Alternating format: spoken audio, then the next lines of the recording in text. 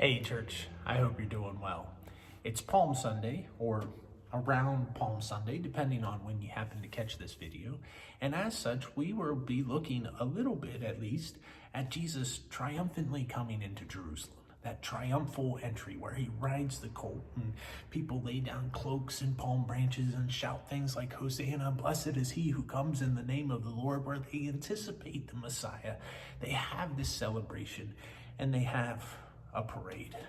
Speaking of parades, let's start there for a minute here today. What's your opinion of them? You love them? Do you hate them? Do you set your calendar around them? Do you get up early and put your chairs out where on the parade route to make sure you have your spot to catch the candy and see the floats and participate in the parade? Or could you do without them? How do you feel? Well, whether or not you really like the Macy's Thanksgiving Day parades or the local 4th of July parades, or you could care less about them, I imagine you know at least a bit about what goes on there. For the most part, when we have parades, it's a celebration, it's a party, it's a recognition of something that we want to lift up and celebrate. Whether that's our nation's freedom, or the fact that we eat too much pie and turkey, or whatever we celebrate on Thanksgiving, maybe, giving thanks, or if it's a celebration for a sports team that won, and we do a victory parade, a victory march, whatever it is, parades are usually celebratory, places where we get together and praise and celebrate and are glad over what has happened. Now, for me, for the most part, I don't mind them. I don't love them. I don't hate them. I don't set my schedule around them. I've seen them and I've been in a few, but they're fine. But I do have some good memories of them as celebrations. In particular, one that stands out, and that was when Silas was young. Just a short little young guy, blonde hair, super cute, cutest kid I've ever seen. I'm not biased. I'm just, very factual. He was awfully cute. And he used to like riding scooters. So much so that the 4th of July, they had a little scooter race, and Silas would enter. And he often did well. He would get medals. He would be in the front. And it was a wonderful little memory we have of him as a youngster. Well, one of the things, in addition to the medal and some gift certificates and some prizes and stuff, one of the things that they asked for the winners to do was to participate in the parade. And I still remember walking down that parade with Silas on his scooter. And we were going through the streets of Latrobe, and we would see people that knew us or knew him, and everybody would yell and celebrate, "Silas, good job, buddy, you did so awesome." And his little self would be scootering along. And then sometimes he would just, do a bunny hop or a little endo or a wheelie or something, and people he didn't know would be yelling and clapping and cheering. And it was awesome. It was a special memory, a season, a time, a place where we celebrated him. But what would happen if we're celebrating someone, be that the winner of the local beauty pageant, or the newest elected president, or the team that just won the championship? What if we are celebrating them and we're having a parade and we're doing the confetti and they're throwing out the candy and we're all yelling, "Yeah, you're so awesome," and they get done.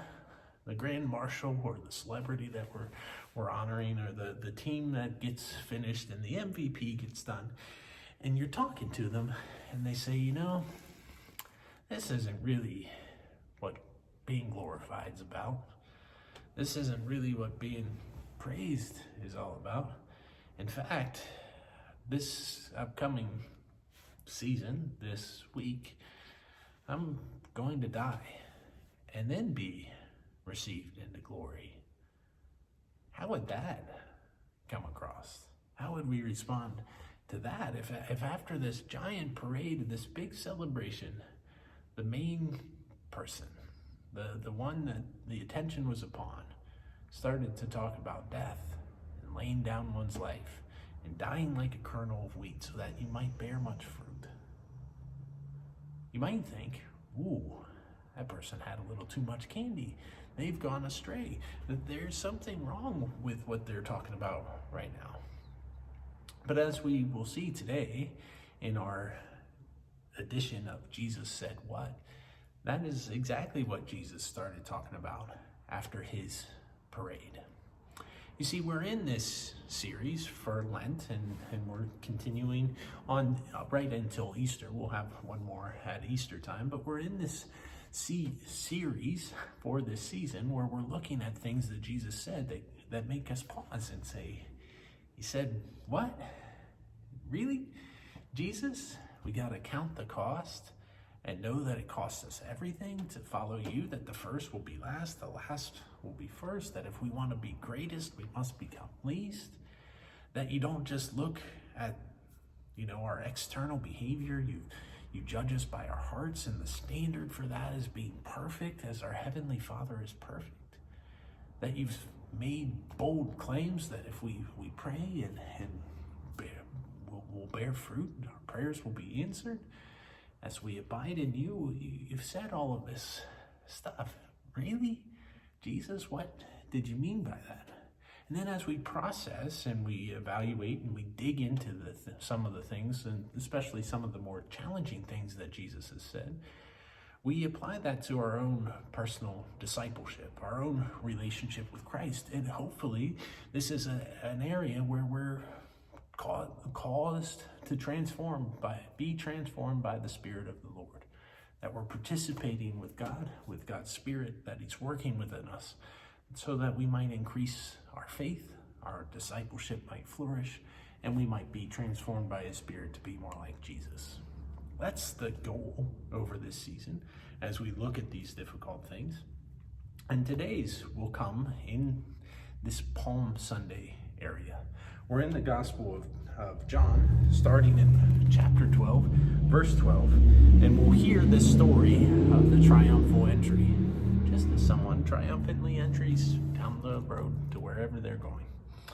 The next day, the great crowd that had come for the feast heard that Jesus was on his way to Jerusalem. They took palm branches and went out to meet him, shouting, "Hosanna! Blessed is he who comes in the name of the Lord. Blessed is the King of Israel." Jesus found a young donkey and sat upon it, as it is written, "Do not be afraid, O daughter of Zion. See, your king is coming, seated on a donkey's colt." Now we'll notice right away that this parade is slightly different just by, what they're saying.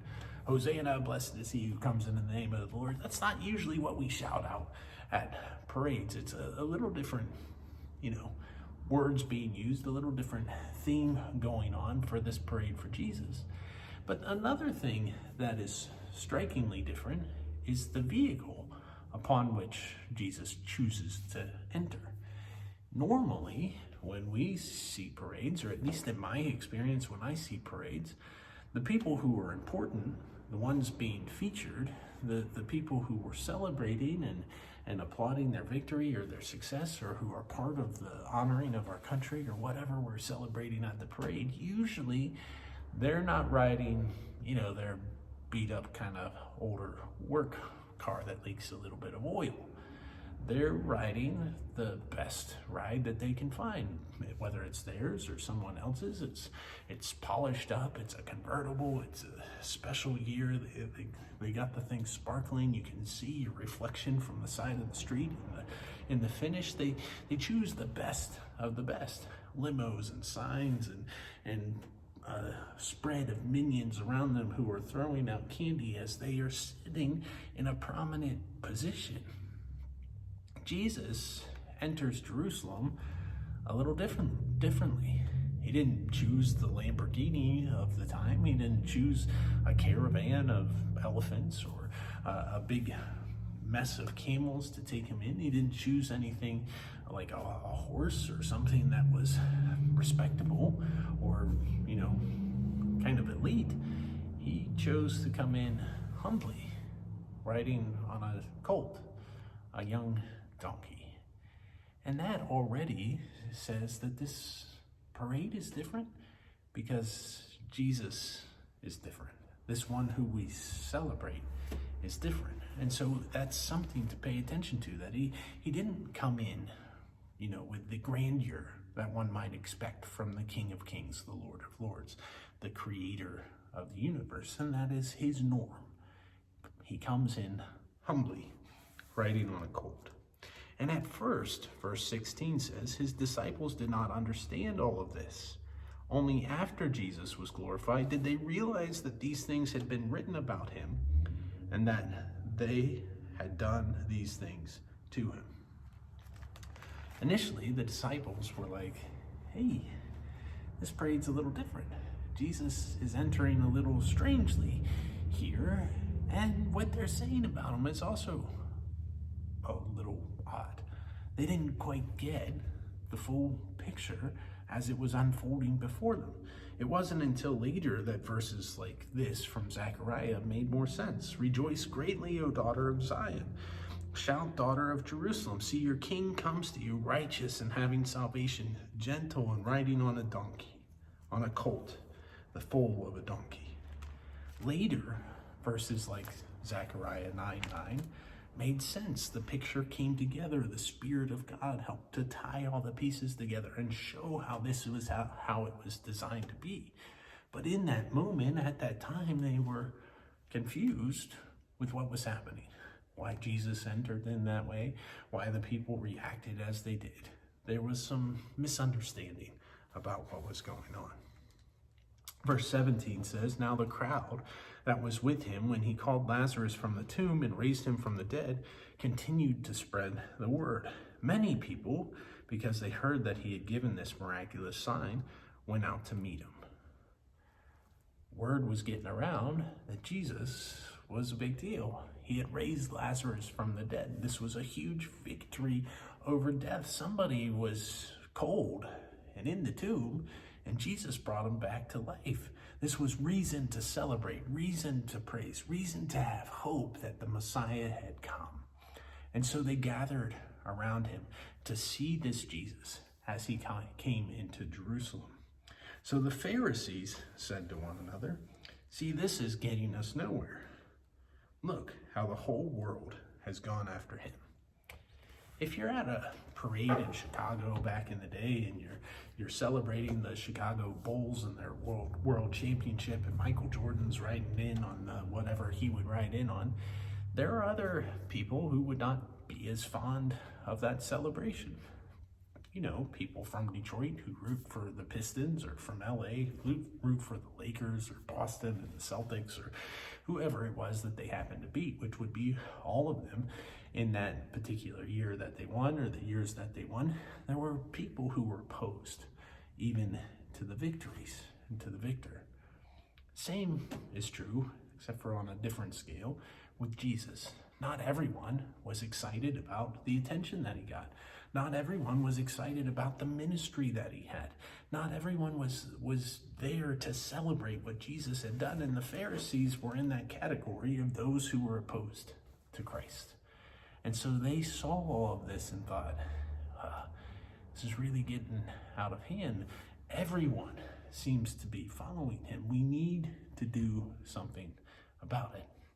And of course, they are part of what comes next with the betrayal and the cross and the crucifixion and the suffering and all of that of Christ.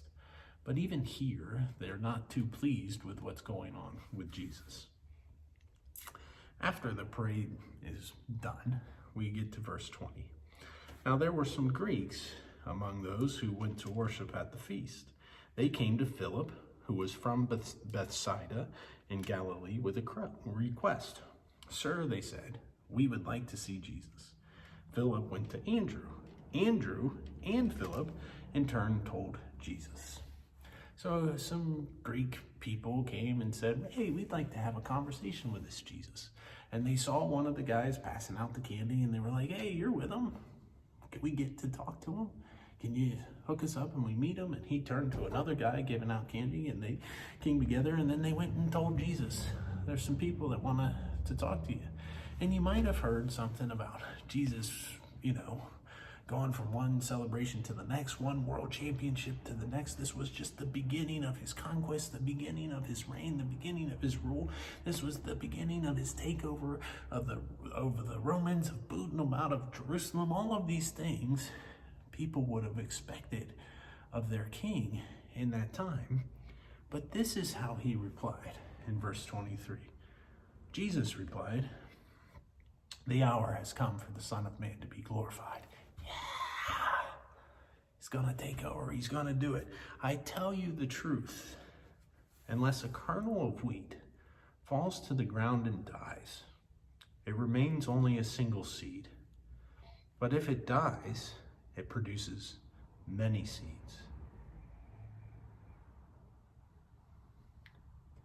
I'm fairly sure the disciples and those who were listening would have maybe started to scratch their head or at least question, what?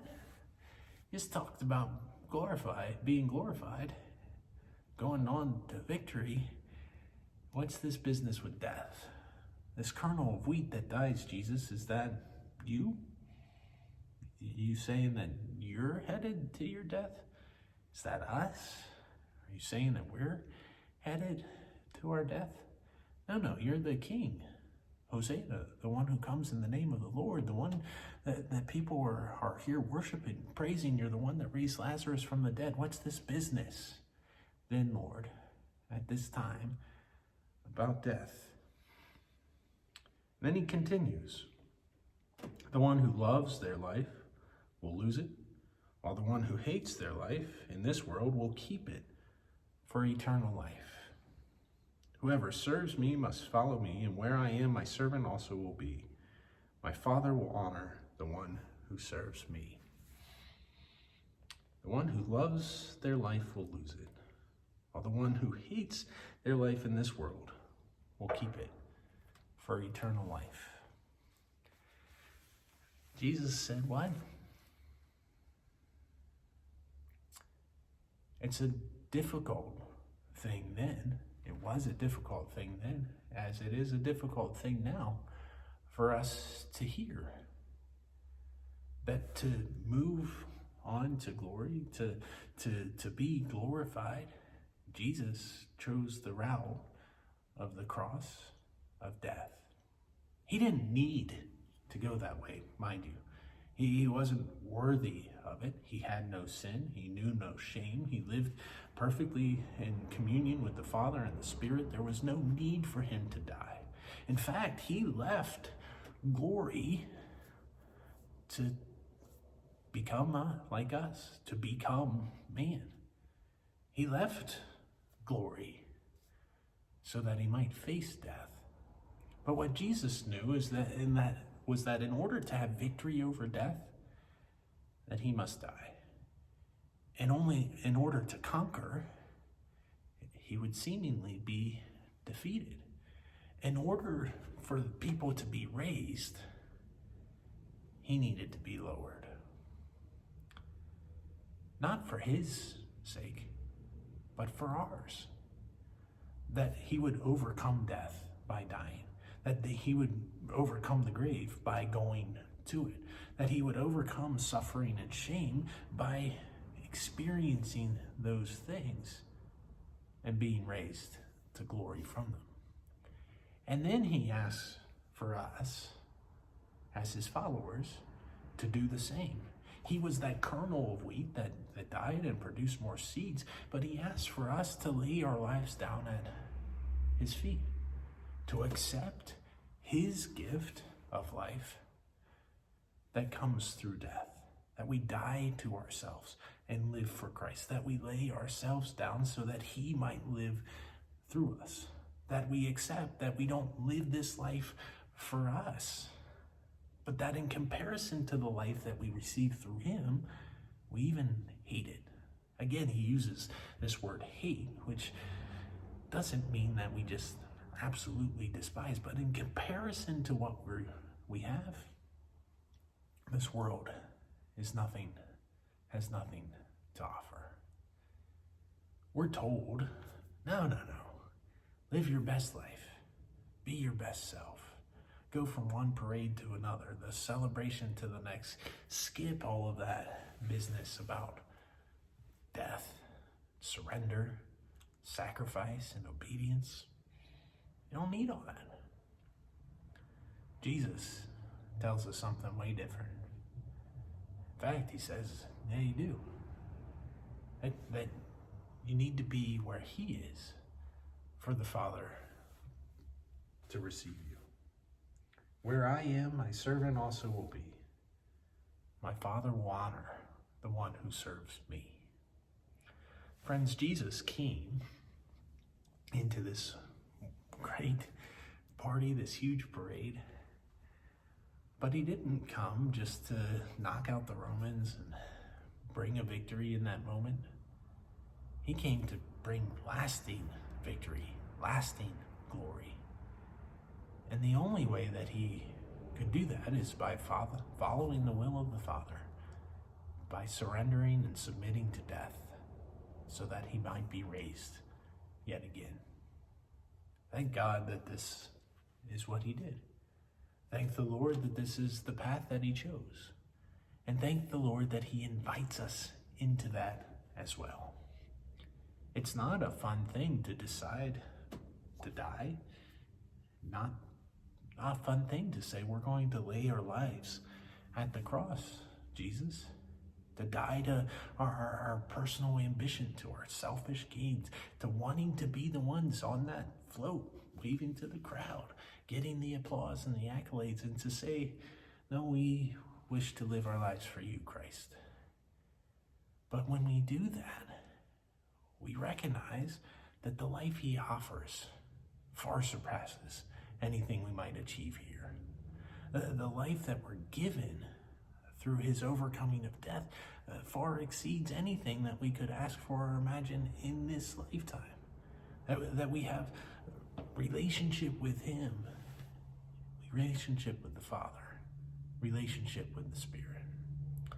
So friends, I ask that we might heed these words of Christ, that we might, as a kernel of wheat, fall to the ground and be like Jesus, that we might be raised back to life and raised to glory with him as well. For God's sake, for your good.